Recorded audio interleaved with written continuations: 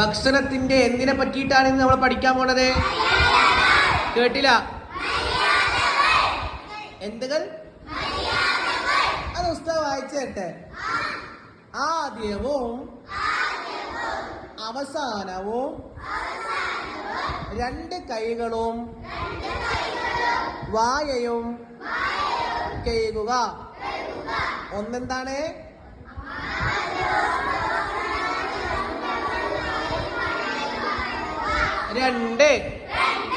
രണ്ട് ഇരുന്നു കൊണ്ട് കഴിക്കുക, ഇരിക്കുക. അപ്പൊ ഭക്ഷണം കഴിക്കുമ്പോ എന്താക്കണം? ഇരുന്നു കൊണ്ട് കഴിക്കണം. വെള്ളം കുടിക്കുമ്പോഴോ? ആണോ? ഉറപ്പാണോ? ആ. 3 ബിസ്മി ചൊല്ലുക. മറന്നാൽ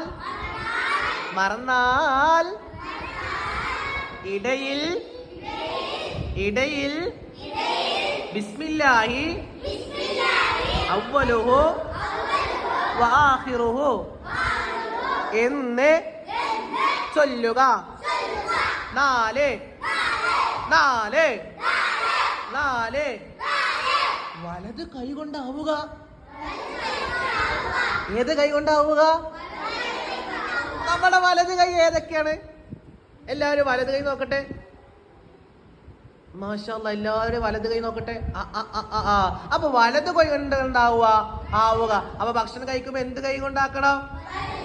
വലത് കൈ കൊണ്ട്. 5 തന്റെ തൊട്ടടുത്ത ഭാഗത്തിൽ നിന്ന് കഴിക്കുക.